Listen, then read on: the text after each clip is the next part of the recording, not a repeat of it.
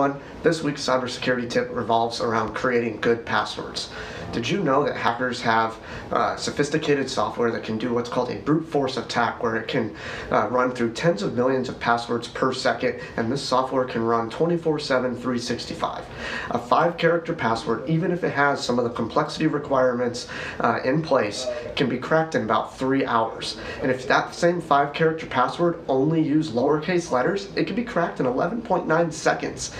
So you all know you need a better password than just password or let me in or something simple like that. You definitely don't want to use dictionary words. So how do you create a good password? A good password should be at least 8 characters long, and the longer the better, but it's also got to have the complexity to it, and that means having at least one uppercase letter, a lowercase letter, a number, and a symbol.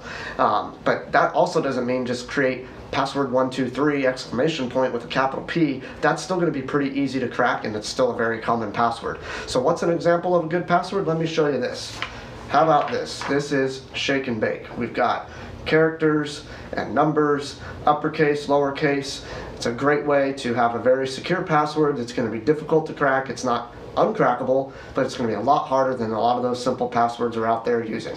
Another good tip is don't use the same password everywhere, especially for sensitive things like logging into your email or your bank accounts or credit card accounts. Those should all be unique passwords, definitely be complex, and that way you can further protect those accounts from being hacked. The last thing you want is to have a good password that you use for everything. If that one does get compromised, hackers are going to get in and find their way into all of your accounts using that same password. So yes, it gets difficult to manage, but it's the best practice out there. So that's this week's cybersecurity tip. Stay safe out there.